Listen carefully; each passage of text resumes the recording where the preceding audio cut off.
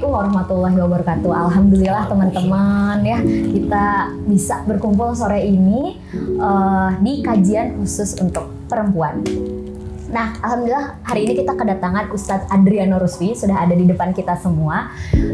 Ustadz Adriano Rusfi ini basicnya sebenarnya psikolog kan Ustadz ya? Psikolog. Seorang psikolog yang juga sebagai founder dari Akil Balik Community, Majelis Luqmanul Hakim, Rumah Bunda, kemudian The Girly Home ya. Nah, boleh nggak sih Ustadz diceritakan dulu sedikit ya tentang Akil Balik Community? Karena setahu saya ya Ustadz, dulu itu kan saya pernah membaca pas tahun 2006, Ustadz membuat sebuah tulisan di Pikiran Rakyat tentang bagaimana Ustadz sangat concern gitu ya kepada kejadian yang terjadi di Bandung pada saat itu, seorang ibu yang membunuh 3 anaknya gitu. Dari situ Ustadz memiliki kekhawatiran dan akhirnya membuat kajian Luqmanul Hakim ini ya, Majelis Luqmanul Hakim. Boleh diceritakan sedikit dulu Ustadz? Ya, jadi ini ada 2 peristiwa barangkali ya. Yang pertama itu tahun 85 waktu saya masih kuliah semester 5 di psikologi UI. Saat itu saya dapat pelajaran psikologi perkembangan anak. Katanya dari anak-anak itu masuk remaja dulu baru dewasa. Saya bertanya-tanya, emang dalam Islam ada ya orang anak-anak udah enggak, dewasa juga masih belum, namanya remaja, kayaknya enggak ada deh gitu ya. Nah disitulah saya baru bicara tentang konsep akil balik, karena dalam Islam itu sederhana aja, sebelum akil balik namanya anak-anak, kalau udah akil balik namanya dewasa. Enggak ada tuh udah balik kok belum akil gitu ya, namanya remaja. Itu peristiwa pertama yang membuat belakangan kebetulan di tahun yang sama ya ada kasus pemerkosaan terhadap seorang perempuan di Bengkulu, di mana dia diperkosa, dibunuh, tapi pelakunya itu cuma dihukum ringan, alasannya masih anak-anak. Nah kemudian tahun 2006 ada kasus ya, kebetulan seorang ibu membunuh 3 orang anaknya ya. Ketika ditanya kenapa sampai bunuh anak, dia bilang, saya kayaknya nggak sanggup deh mendidik anak jadi anak soleh sendirian, bapaknya nggak ikut gitu ya. Nah di situ saya bertanya-tanya, seberapa besar sih peran ayah dalam pendidikan anak sampai dia ketakutan seperti itu. Ternyata betul, setelah saya cek di Al-Quran, peran ayah dalam pendidikan anak itu besar sekali, tapi nggak dirasakan gitu ya. Disitulah kemudian saya berpikir, tadinya saya ingin membela si terdakwa ya, tapi kemudian pengacara bilang nggak usah dibela deh, dia akan dibebaskan kok sama hakim karena dia punya gangguan kejiwaan. Mendingan secara umum kritik aja peran ayah yang kok dia nggak berperan dalam pendidikan anaknya ya. Maka kemudian saya tulislah satu tulisan di Harian Pikiran Rakyat, dicari lelaki Luqmanul Hakim. Ternyata tanggapan bagus. Sampai beberapa ibu-ibu di Bandung tuh mengkliping ya tulisan saya itu sampai dilaminating. Wah berarti menarik nih, kalau gitu saya bikin aja Majelis Luqmanul Hakim ya, lembaga parenting tapi khusus para ayah. Saya dirikan bulan Desember 2006, Januari tapi saya tutup. Gak ada satupun ayah yang tertarik gabung ya. Baru 2014 saya bikin lagi. Nah saat itu ayah sudah mulai tertarik. Alhamdulillah sekarang Majelis Luqmanul Hakim sudah ada mulai dari Banda Aceh sampai Bau-Bau ya, Sulawesi Tenggara. Lalu ada Akil Balik Community ya, sekarang juga sudah meluas lah di seluruh Indonesia ya. Bahkan kalau acara-acaranya Akil Balik Community itu juga dari luar negeri kan juga banyak yang ikut juga ya. Begitu juga dulu ada Forum Femininitas Bunda yang belakangan namanya diganti jadi Rumah Bunda. Nah rupanya para gadis ngiri juga nih, kami kan belum bunda tapi kami juga perlu pembinaan katanya gitu. Bikin dong yang khusus untuk para gadis gitu ya. Ya the girl yang memang dia girly juga gitu ya, keperempuanan, feminin gitu ya. Karena dan saya juga setuju, karena saya ingat dulu saya punya murid ya, keibuan sekali. Tapi saking aktifnya di organisasi, nilai keibuannya makin lama makin luntur. Bahkan ketika dia punya anak, dia kayak nggak tertarik ngurusin anak ya. Sampai sekarang anaknya udah gede-gede tapi sekarang ya. Nah itu alasannya. Bikin The Girl Legal Home gitu. Nah, tadi kan Ustadz sempat mention nih tentang Rumah Bunda dan The Girl Legal Home ini gitu. Karena ternyata yang tapi sebelumnya Ustadz mention juga nih bahwa seorang ayah tuh harus tetap bisa mendidik anaknya gitu kan. Bahwa pendidikan utama itu kan dari rumah ya Ustadz. Sebenarnya kalau kayak gitu peran perempuan seperti apa Ustadz sebenarnya dalam mendidik di rumah, atau nggak hanya mendidik tapi peran dia sebagai perempuan aja secara keseluruhan gitu? Jadi begini, peran perempuan itu kan pada dasarnya ada 3. Pertama, jadi istri. Karena ijab kabulnya itu jadi istri, gitu ya. Nah, konsekuensi dari menjadi istri itu kemudian dia punya anak. Akhirnya dia jadi ibu. Benar. Nah, yang ketiga jangan lupa juga satu hal, bahwa setiap muslim muslimah tetap punya tanggung jawab dakwah ya. Jadi otomatis dia tetap juga menjadi seorang daiyah. Tapi jangan bayangkan daiyah itu ngomong-ngomong di atas podium gitu-gitu, yang nggak harus seperti itu ya. Dia fokus pada pendidikan anak-anaknya, itu juga peran daiyah juga ya. Nah gitu ya, titik tekan Rumah Bunda, titik tekan dari The Girl Legal Home memang dalam rangka mengembalikan peran-peran tersebut. Apakah buat perempuan aja? Enggak, buat kemanusiaan. Seorang ibu yang tidak lagi memiliki femininitas, seorang perempuan gadis yang gak girly lagi gitu ya. Itu dimensi femininnya itu kan semakin lama semakin menyusut. Padahal bukan cuma perempuan, laki-laki itu juga butuh femininitas. Bahkan saya juga bilang, gimana mau jadi seorang saintis, menjadi ilmuwan, kalau dia tidak memiliki jiwa feminin, sementara alam semesta yang akan dipelajari itu sifatnya feminin. Bumi itu feminin, langit itu feminin, matahari itu feminin, bulan itu feminin gitu ya. Apalagi bumi. Sampai-sampai Rasulullah bilang, iya aku bol'autoinha ummukum. Aku titip bumi pada kalian karena bumi itu ibu kalian gitu ya. Jadi bahkan bagi para calon ilmuwan sendiri, dia bahkan perlu menguasai femininitas. Nah banyak hal juga ya. Satu contoh lain, saya jadi teringat di murid-murid saya di Masjid Salman ya. Satu orang melamar seorang gadis, lalu gadis itu menolak. Langsung dia bilang ke saya, bang ditolak bang. Saya bilang lamar lagi gitu. Kok dilamar lagi, kan udah ditolak bang. Kamu mesti tahu jiwa perempuan.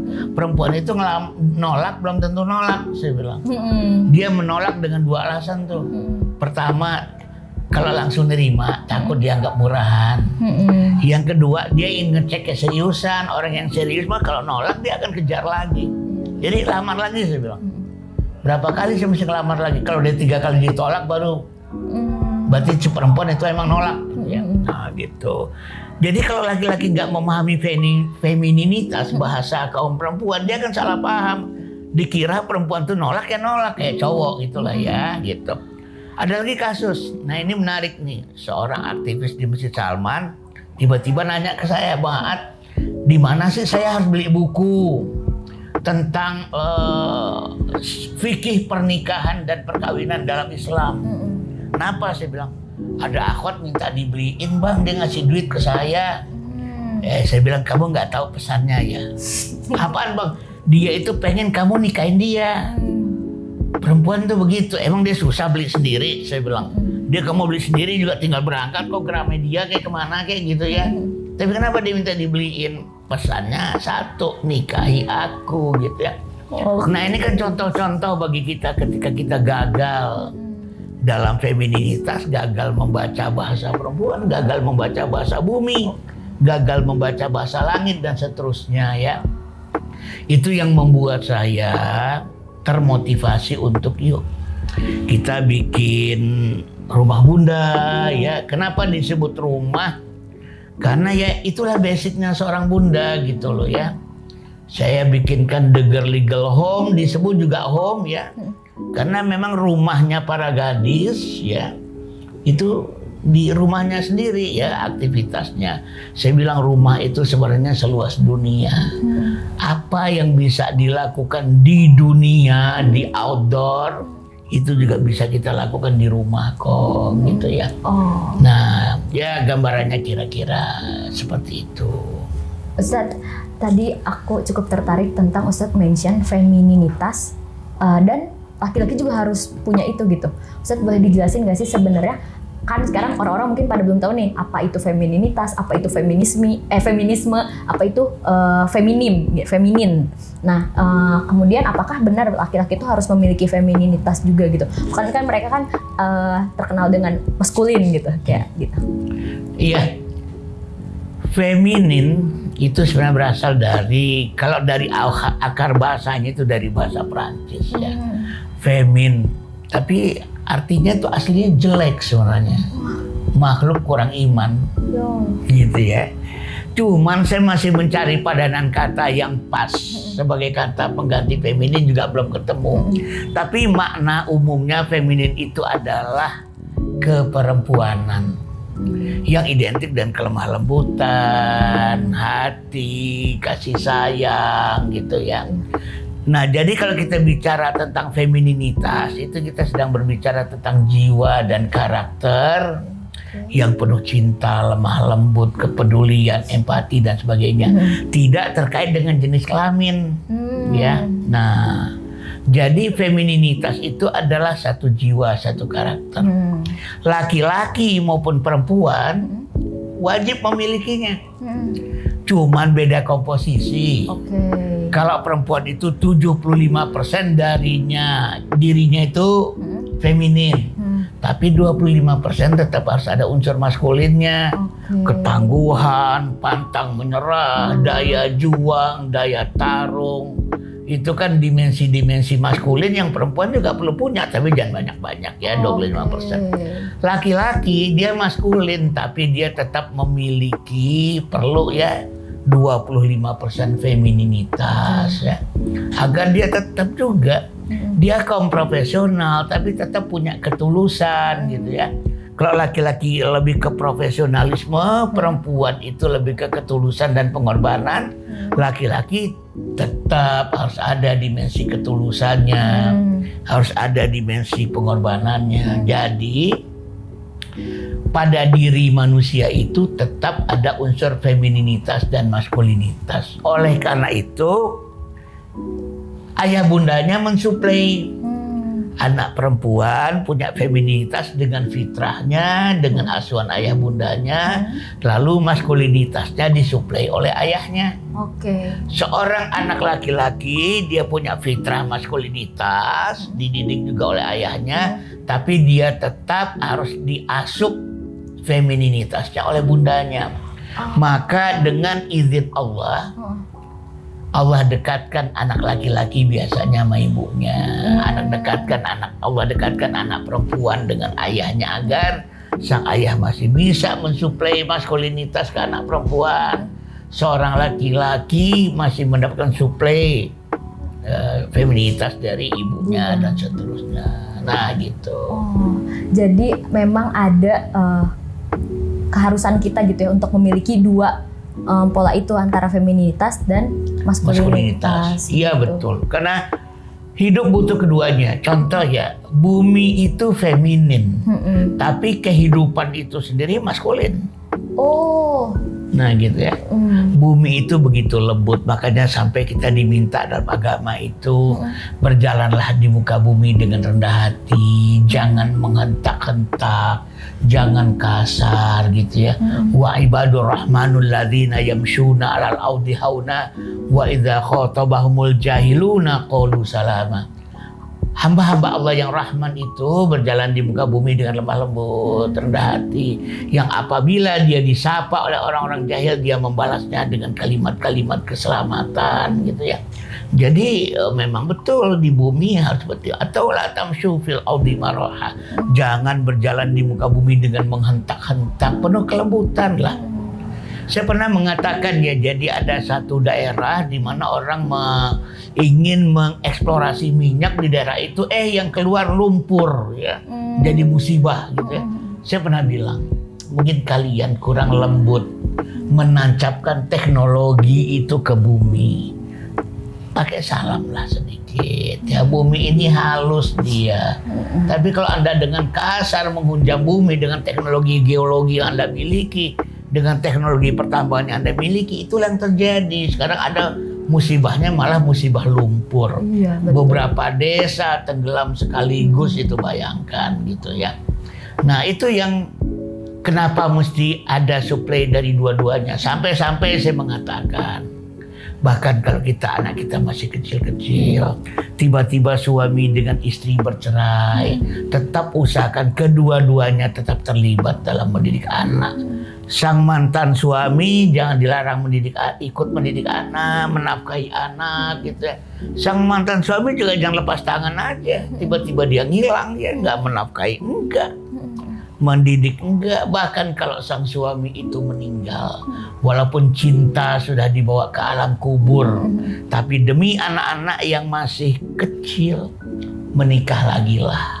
Bukan demi kepentingan diri pribadi, tapi demi kepentingan kesetimbangan di antaranya maskulinitas dan femininitas pada anak-anak kita gitu. Jadi memang perlu dua-duanya. Bisa nggak sih seorang bunda sendirian mensuplai maskulinitas dan femininitas? Saya bilang ya secara umumnya nggak bisa lah. Kan nggak ada superwoman itu, nggak ada juga superman itu gitu ya. Kan nggak mungkin ada beda. Sebentar ya. Nggak mungkin juga ada fitrah maskulin dan feminin sekaligus sama kuatnya pada diri seorang perempuan. Nah gitu. Nah, tapi Ustadz sekarang kan kita melihat ya kejadian di masyarakat gitu, terutama di Indonesia sekarang. Bahkan ada banyak juga perempuan yang tidak ingin memiliki anak, tidak ingin menikah gitu kan Ustadz, karena merasakan sangat terbebani dengan itu semua gitu. Bagaimana Ustadz memandang itu semua? Saya melihat begini ya, ketika kita tidak berpegang pada nilai-nilai keimanan, maka yang terjadi adalah kengerian dan ketakutan ya. Bahkan kemudian kenapa ada gerakan child free sekarang itu nggak kepengen punya anak? Karena mereka membayangkan mendidik anak itu berat. Dia membayangkan saya sendiri adalah korban salah asuh dari orang tua kita. Mereka membayangkan bahwa dia adalah korban dari inner child. Orang tuaku punya utang pengasuhanku utang pengasuhan terlalu banyak untukku. Ya. Bundaku mendidikku, ayah bundaku mendidikku dengan parenting toxic, racun-racun parenting. Wah, akan terbangunlah ketakutan demi ketakutan. Padahal begini, Allah tidak akan pernah memberikan amanah kepada mereka yang tidak kompeten. Kalau Allah kasih amanah berupa anak pada kita, berarti Allah itu sudah install dulu kompetensi gimana caranya mendidik anak. Ya. Rasulullah pernah mengatakan dalam satu hadis, "Idza wusidal amri ila ghairi ahli fandarisa." Jika diserahkan satu amanah kepada yang tidak kompeten, tunggu saja saat kehancurannya. Jadi nggak mungkin pula lah Allah memberikan amanah berupa anak kepada kita tanpa sebelumnya diinstalkan dulu, dihidayahkan dan ilhamkan kompetensi bagaimana caranya mendidik anak. Kemudian kita juga mesti sadarkan bahwa mendidik anak itu nggak sulit. Selama ini dibayangkan mendidik anak itu sulitnya setengah mati. Jadi orang udah mulai mikir ya, nggak mau punya anak deh. Atau ketika mereka punya anak, melahirkan anak, langsung tuh ada gejala yang namanya baby blues. Baby blues itu selalu ada. Tetapi seberapa hebat dampaknya itu tergantung dari kesiapan untuk punya anak dan mendidik anak tersebut. Semakin ketakutan, semakin nggak siap ya memang fenomena baby bluesnya jadi buruk banget gitu ya. Nah jadi saya tadi katakan mendidik anak itu mudah. Rasulullah dalam satu hadis bersabda, "Kullu mauludin yuladu alal fitrah, fa abawahu yuhawidani aw yunasrani aw yumajisani." Setiap anak terlahir dalam fitrah. Orang tuanya yang menjadikan dia Yahudi, Nasrani atau Majusi. Kenapa Islam nggak disebut di situ? Kenapa nggak ada pernyataan orang tuanya lah yang menjadikan dia Muslim? Kenapa? Fitrah itu sendiri sudah Islam. Maka setiap anak terlahir dalam fitrah itu artinya setiap anak sudah terlahir dalam Islam. Ya. Tinggal dijaga, tinggal dirawat. Tapi kalau yang kita bangun itu demi ketakutan yang ada ya kengerian ya. Padahal kalau kita lihat ya, memang kehidupan sekarang ini banyak jahiliyahnya, banyak kebatilannya, banyak godaan setannya dan sebagainya. Tapi manusia itu punya fitrah, punya akal sehat, punya nurani, ya. Oh dia didampingi setan, kan dia kan juga didampingi malaikat. Jangan lupa lo, jangan dibilang dia diikutin setan terus. Dia juga diikutin malaikat kok. Ada doa orang tua, ya. Ada bimbingan malaikat juga, ada hidayah dari Allah. Nanti di akhirat juga ada syafaat dari Rasulullah. Sehingga saya katakan, life is still beautiful. Hidup itu masih seindah yang dulu. Mendidik anak itu masih sesimpel yang dulu. Mau dibilang berat, akan jadi berat. Tapi kalau mau dibilang ringan, ringan kok. Segalanya itu kejadian sesuai dengan persangkaan kita. Kita menyangka mendidik anak itu berat, memang bakalan kejadian berat. Kita menyangka mendidik anak itu ringan, akan jadi ringan gitu loh, ya. Nah, tapi kan ini yang kadang-kadang saya takuti ya. Sejak orang rajin ikut parenting, yang ada adalah ketakutan demi ketakutan. Iya, betul. Bukannya makin pede mendidik anak, semakin ikut parenting semakin takut mendidik anak. Iya, saya sampai suatu ketika nyaris ingin keluar dari parenting. Karena takut gitu, makin ikut makin cemas, makin ikut makin galau. Iya betul. Nah, merasa salah terus. Merasa salah terus gitu ya. Udah mahal bayar-bayar tapi disalahin aja kan ikut kelas. Iya gitu. Padahal ya apa yang disampaikan dalam parenting itu kan kaidah umum. Ya. Kaidah khusus itu beda-beda. Bahkan mendidik anak pertama sama mendidik anak kedua pun aja tekniknya beda. Pendekatan metodologinya beda gitu ya. Nah, jadi memang kita nggak bisa berpikir tentang ini salah dan itu salah. Lagi pula begini, kalau parenting itu hanya mengandalkan kemampuan manusia, mungkin semua manusia akan durhaka sekarang ini. Tapi kan ada pertolongan Allah juga. Makanya saya sering bilang, dalam mendidik anak tuh banyak-banyak berdoa juga. Bantu aku ya Allah dalam mendidik anakku. Karena hanya dengan modal kekuatanku saja, rasanya berat bagiku untuk mendidik anak pada zaman jahiliyah modern semacam itu. Allah adalah Rabbul Alamin, Rabb sekalian alam. Rabb itu artinya pendidik. Ya, Allah itu selalu sibuk mengurusi hamba-hambanya. Allahu la ilaha illa wal hayyul qayyum la ta'khudhuhu sinatu wala naum. Dia itu ngantuk enggak, tidur enggak ya. Di surat Ar-Rahman dikatakan kulla yaumin huwa fi sya'nin, setiap saat dia dalam keadaan sibuk mengurusi hamba-hambanya. Nah, banyak-banyak juga berdoa dan sebagainya. Jadi insya Allah lah. Dan sekali lagi ya, kita itu hanya diminta mendidik anak menjadi yang terbaik untuk zamannya. Jangan suka ngebenchmark diri dengan zaman dulu, itu yang bikin deg-degan tuh ya. Aku ingin anakku ke Imam Syafi'i, gimana nggak ketakutan dibikin. Aku ingin anakku itu nanti seperti Muhammad Al-Fatih. Aku ingin anakku nanti seperti, wah tambah lama tambah ketakutan kita. Padahal misalnya Sayyidina Ali radhiyallahu anhu pernah berkata, didiklah anakmu menjadi yang terbaik pada zamannya. Betul. Karena dia akan hidup pada zaman yang berbeda dengan zamanmu. Jadi simpel aja kalau mau benchmarking ke masa depan, jangan ke masa lalu. Ini yang membuat ketakutan itu. Mari kita bayangkan misalnya, aku ingin anakku ke Imam Syafi'i. 8 tahun hafal Quran. 10 tahun udah jadi mufti loh itu, beliau itu. 12 tahun udah mengeluarkan kitab raksasa, album gitu ya. Aku ingin anakku ke Imam Syafi'i. Ya gimana gak ketakutan kita. Padahal Imam Syafi'i itu special case, bukan buah pendidikan. Memang dianya istimewa kok. Ya. Apa buktinya? Imam Syafi'i itu 11 bersaudara, cuman dia aja yang kayak gitu. Seandainya itu buah pendidikan, harusnya saudaranya juga kayak gitu semua. Imam Syafi'i itu anaknya 3 orang, gak ada satupun yang kayak Imam Syafi'i. Imam Syafi'i itu hidup di satu zaman, di satu tempat, di satu waktu yang gak ada satupun orang yang kayak dia. Seandainya itu buah pendidikan, tentunya bukan cuma dia dong yang kayak gitu. Iya betul. Makanya murid beliau, Imam Ahmad bin Hambal atau Imam Hambali mengatakan 200 tahun lagi juga belum tentu Allah keluarkan orang kayak Syafi'i lagi gitu ya.